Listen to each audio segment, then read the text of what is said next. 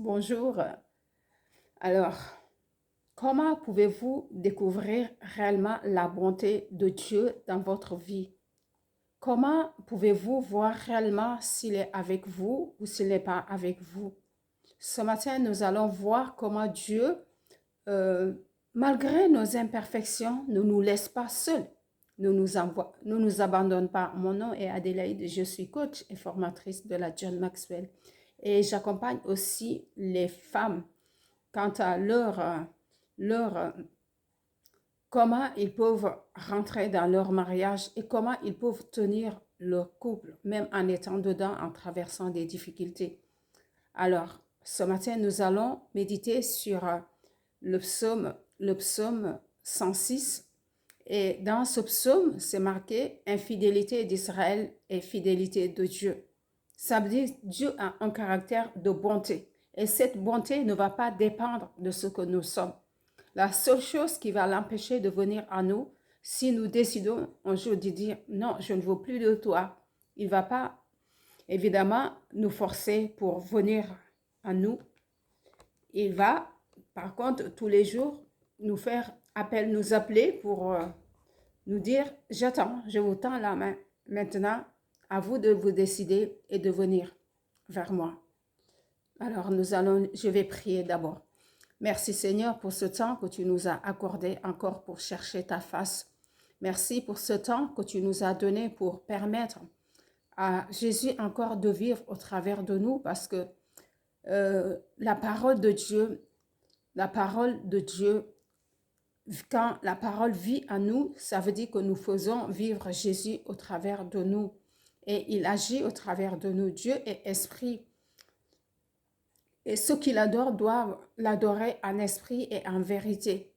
Et si par l'esprit vous faites mourir la chair, vous vivrez. Alors nous devons laisser notre propre chair mourir et laisser Christ vivre au travers de nous par sa parole.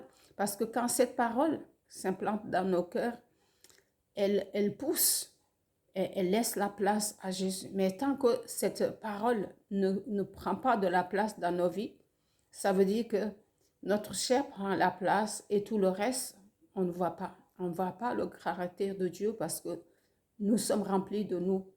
Alors, comme Jean, nous devons prier aujourd'hui et dire, Seigneur, je veux diminuer et que toi, tu croisses dans ma vie.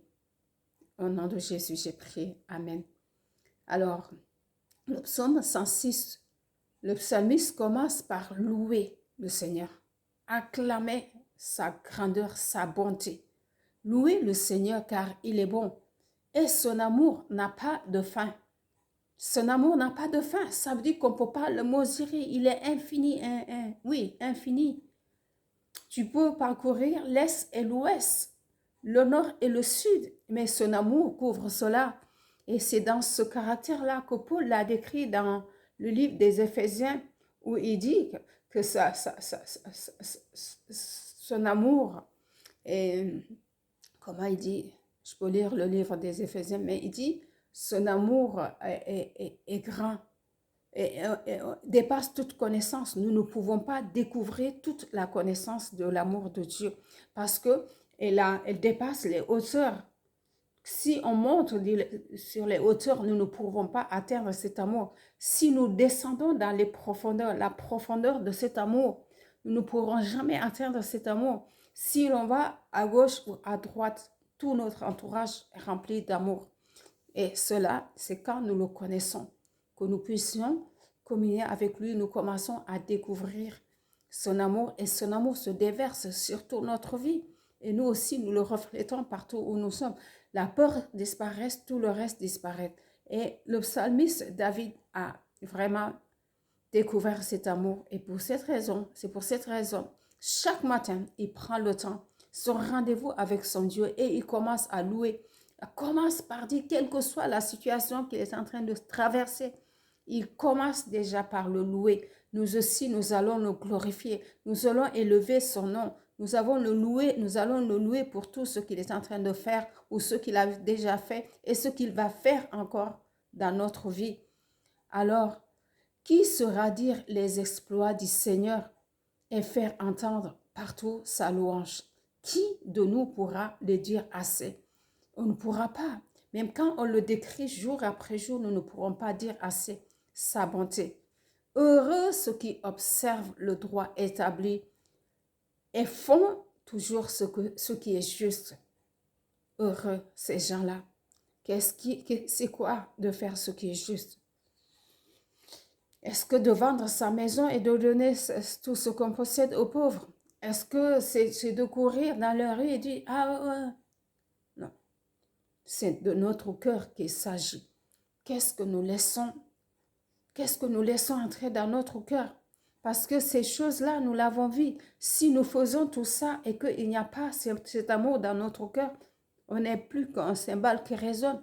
Mais si notre cœur, nous commençons par se préoccuper de ce qui rentre dans nos cœurs et de préserver ce qui nous concerne et ce qui concerne les autres, conserver notre cœur pour voir au travers des yeux de Jésus, au travers de ses oreilles, pour entendre ce qui n'est pas audible dans nos propres oreilles humaines. En regardant les personnes, on sent telle personne a tel souci et elle a besoin de moi. C'est de cette façon-là qu'ils parlent de ce qu'ils sont, ce qu'ils font, ce qui est juste. Ils écoutent, ils observent.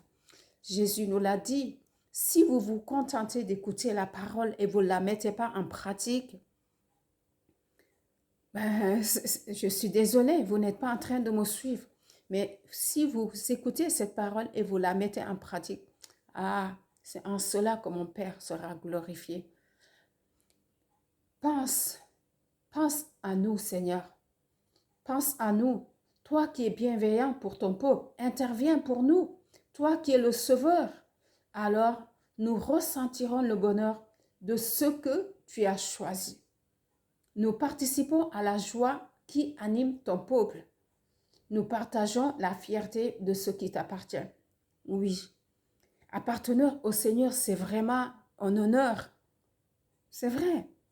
Si les gens de ce monde ont envie de se faire parrainer, de se faire, je ne sais pas comment dire, de se faire couvrir par ceux qui sont à la tête, à plus forte raison notre Dieu, c'est parce que nous ne le connaissons pas. Si nous l'ignorons, voilà, nous ne voulons pas chercher son amour, mais si sa couverture ou sa protection, mais si nous le connaissons, nous sommes fiers de lui appartenir et nous pouvons faire appel à lui à tout instant comme il le fait. Pense à nous. Le matin, pense à ce qu'Adélaïde est en train de faire et viens la guider, viens la canaliser, viens lui montrer ce qu'elle est en train de faire. Elle est ta fille, elle est ton peuple, interviens pour nous. Là où nous sommes en train de lutter et on ne trouve pas notre passage, interviens dans notre vie. Toi qui es le sauveur, alors nous ressentirons le bonheur de ce que tu as choisi. On pourra être fiers de dire oui, nous appartenons au Seigneur. Nous n'allons pas nous cacher parce que tu es à nous. Nous savons que nous te représentons. On ne va pas trembler devant n'importe quelle personne qui vient se présenter à nous de la façon qu'il désire. Et nous, on reste là, on tremble, alors qu'on a celui qui détient la force de l'univers. On a celui qui a créé le ciel et la terre. On a la force à nous. Je pense que ce psaume-là est rempli de merveilles de Dieu. Et il revient. Il a commencé par dire tout ce que Dieu est en train de faire. Et il revient sur ce caractère d'infidélité, de manque de fermeté pour son peuple. Il dit, nous avons commis les mêmes fautes que nos ancêtres. Nous avons mal agi. Nous sommes condamnés nous-mêmes. Voilà ce qui nous arrive, ce qui devait nous arriver. Parce que voilà ce que nous avons fait. On ne prend pas en compte ta parole. Nous nous levons, on veut montrer à tout le monde que nous savons. On veut montrer, ah oui, nous aussi, nous avons ça. Ce n'est pas de ça qu'il s'agit. C'est de toi qu'il s'agit. C'est de se détourner de nous, de te laisser prendre la place, comme je dis au départ, te laisser croître à nous et te laisser nous instruire et que nous diminuons complètement et réduire la chair au silence. Quant à nos ancêtres, Quand nos ancêtres étaient en Égypte, ils n'ont pas compris les merveilles du Seigneur. Ils ont oublié ses nombreuses bontés. Ses nombreuses bontés. Ils ont été rebelles près de la mer des roseaux. Mais il les sauve par souci de son honneur. Le Seigneur ne regarde pas ce que tu as fait. Si le Seigneur a pu pardonner le peuple d'Israël, aujourd'hui ne dis pas, ah, de toute façon, ce que moi je suis en train de faire, je ne suis pas sûre que le Seigneur pourra me regarder, il pourra encore m'aimer.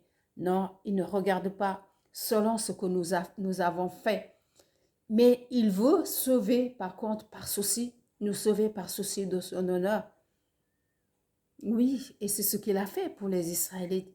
Quand il voulait les exterminer, Moïse lui a dit, ah, tu as oublié que tu as sorti ce peuple-là pour montrer aux autres que tu es celui qui domine sur la terre. Il a renoncé. Tu as raison. Pour mon honneur, je sauverai ces personnes. Alors toi aussi, si tu entends ça et que tu es en train de débattre dans ton péché, tu es en train de débattre avec quelque chose que tu n'arrives pas à laisser, viens à lui. Viens à lui et remets-lui ça. Il a dit, venez à moi, vous tous qui êtes chargés et fatigués, et moi je vous donnerai le repos. Alors, écoute, n'oublie pas ses bontés facilement. Prends le temps de le remercier comme a fait le psalmiste ici. Prends le temps de dire tout ce qu'il a fait, tout ce qu'il va faire, tout ce qu'il est en train de faire. Prends le temps de lui dire ça. Mais il les sauva par souci de son honneur pour montrer de quoi il était capable. Il menaça la mer des roseaux. Elle se dessécha aussitôt, puis il fit les siens. Il fit marcher les siens au fond de l'abîme. Il fit marcher les siens au fond de l'abîme. Les eaux recouvrirent leurs adversaires. Aucun de ceux-ci n'échappa. Il alterne entre ce que Dieu va faire et ce que son peuple va agir. Le comportement. Et c'est la même chose que nous. Vous pouvez dire, mais pourquoi ils ont fait ça? Ils ont vu ce que Dieu a tout fait, mais encore et encore. Ils ont fait encore ça. Ah non, au départ, oui, quand je dis, mais comment ils arrivent à faire ça? Mais quand tu regardes ce que nos comportements, Dieu a bien agi dans un domaine dans notre vie. Et nous arrivons à un certain moment où on doit passer à une étape suivante. Ah, on commence à se plaindre. Et pourquoi ça? Et pourquoi tu m'as bloqué? Et pourquoi ça? On oublie très, très, très vite. Et il attend. Mais tout ce qu'il attend, c'est que nous puissions nous retourner vers lui et de reconnaître son caractère. Il dit, il les fit marcher au fond de l'abîme, comme il marchait dans le désert. La mer s'est ouverte et ses enfants sont passés. Et ceux qui ont voulu les suivre, il les a précipités dans la mort. C'est ça quand on connaît notre Dieu. Il les sauva des griffes de l'ennemi. Les eaux recouvraient leurs adversaires. De ceux-ci, aucun de ceux-ci n'échappa. Aucun de ceux qui étaient en train de les poursuivre n'a échappé. Alors, ils crurent à ce que Dieu avait fait. Ils le louèrent. Dès qu'il fait, ah oui, on commence à lui, oui, merci Seigneur, tu m'as donné ça, tu m'as donné ce travail, tu as ouvert les portes. Et dès que quelque chose surgit, au lieu de se retourner et dire, oui, je sais que tu es là. Je sais que à tout moment, tu me permets aussi de grandir par ces différentes épreuves pour que je puisse témoigner de ce que tu as fait. Non, on commence à se plaindre. Ils le louent. Et ils oublièrent vite ce qu'il avait fait. Ils n'attendirent pas qu'il achève son plan. Ils oublient très vite. Aucun de ceux-ci, enfin, non, c'est pas. Ils n'attendirent pas qu'il achève son plan. Ils irent en vue de ce qu'ils n'avaient pas. Ça, c'est tout le caractère de l'homme. Quand on a ça, on dit, maintenant, je veux ça. Ce n'est pas Dieu. C'est lui qui doit décider. Et nous, ah oui, je veux ça, j'ai vu quelque chose là, et c'est ce que je veux.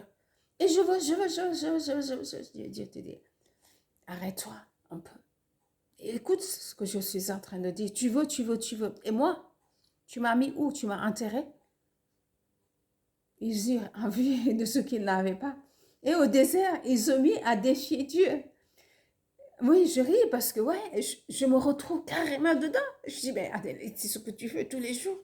Dès que quelque chose arrive, ah Seigneur, pourquoi? J'attends. Mais écoute-moi et regarde ce que j'ai fait avant dans ta vie. Regarde en arrière et tu pourras bien regarder en avant de ce que je viens de faire. Je dis merci Seigneur. Merci, je suis désolée. Pardonne-moi. Il n'y a pas envie. Il a envie de ce qu'il n'avait pas. Au désert, il mit Dieu au défi. Et Dieu leur donna la viande qu'ils réclamèrent. Ils en ramassèrent, ils en rassasia jusqu'à l'écœurement. Il te donne après. Ça t'écœure parce qu'il t'en a donné tout. Et puis, au camp, ils firent jaloux de Moïse. Énorme. La jalousie détruit. Si tu laisses la jalousie rentrer dans ton cœur, ça va détruire. Détruire. Quand je lis ce passage, je dis, Seigneur, je t'en prie, préserve mon cœur de la jalousie. Préserve mon cœur de tout ces choses-là, de l'amertume, de la rancœur, du manque de pardon, de la jalousie. Ils furent jaloux de Moïse et d'Aaron, consacrés au Seigneur. Consacrés, dit Seigneur. Alors, la terre s'entrouvrit, elle engloutit Dathan. Elle recouvrit les complices d'Abiram. Un feu dévora leur bande. Une flamme consuma ces malfaisants, eux et toute leur famille.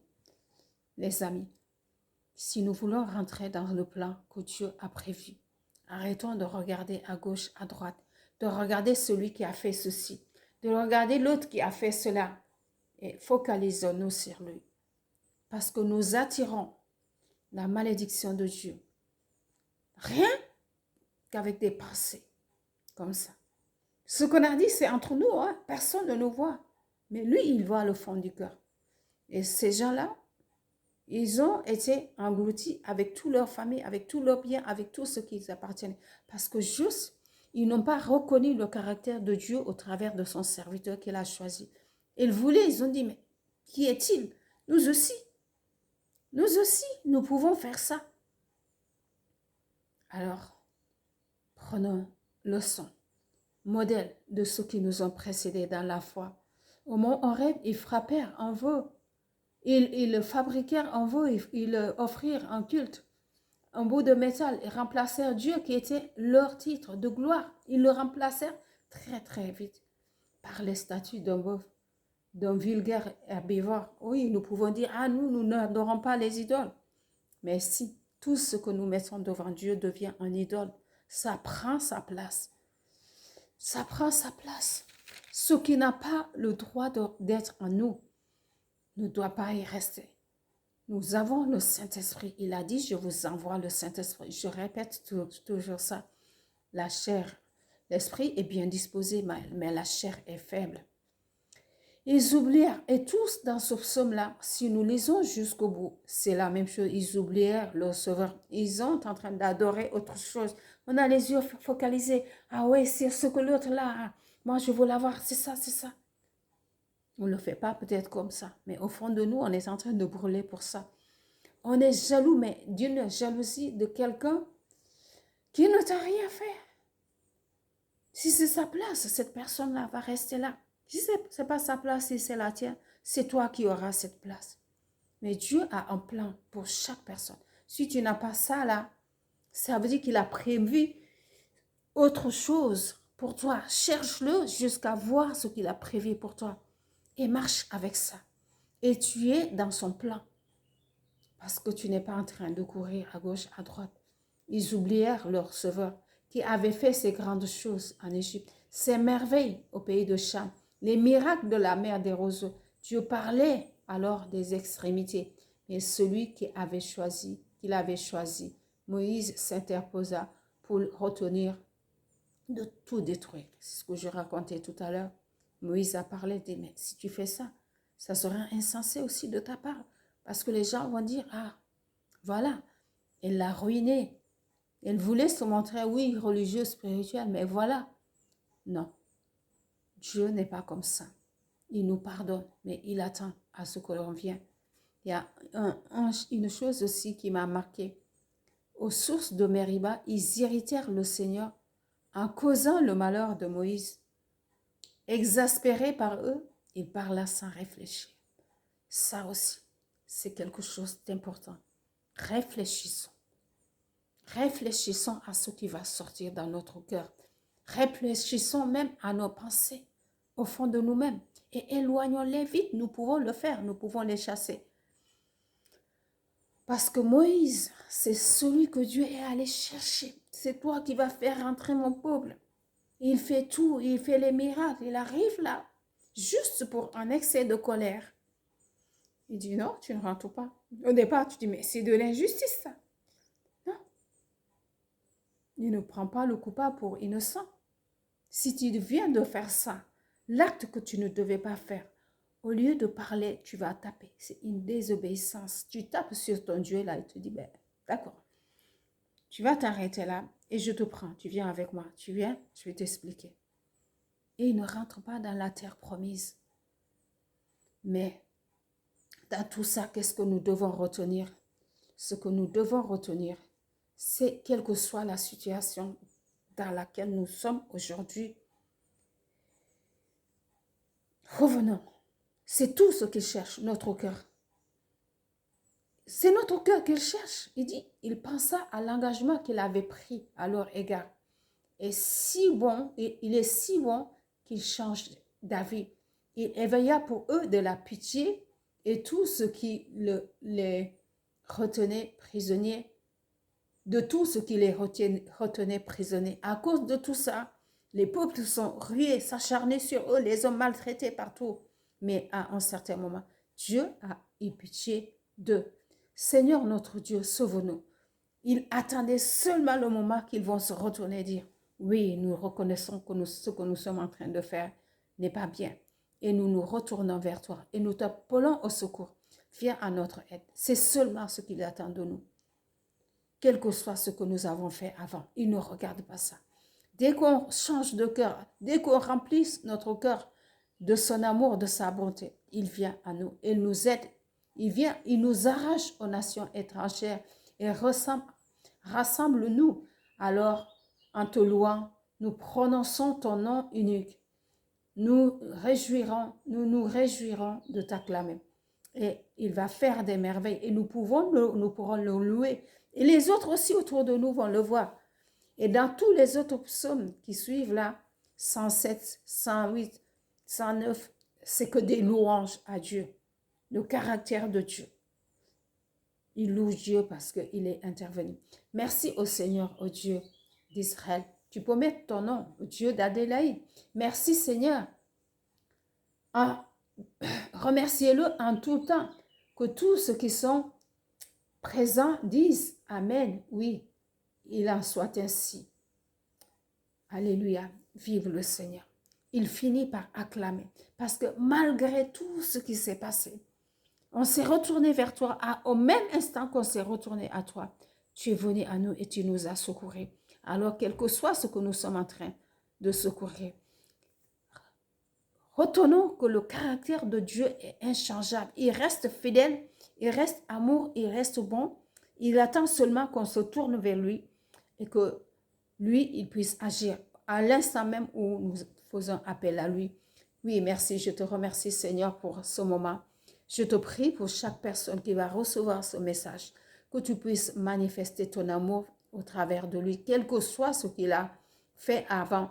Seigneur, efface ses péchés, comme tu le dis. Éloigne-lui de tout péché et accorde-lui ton amour, accorde-lui ta bonté. Ouvre ses yeux pour qu'il puisse le découvrir.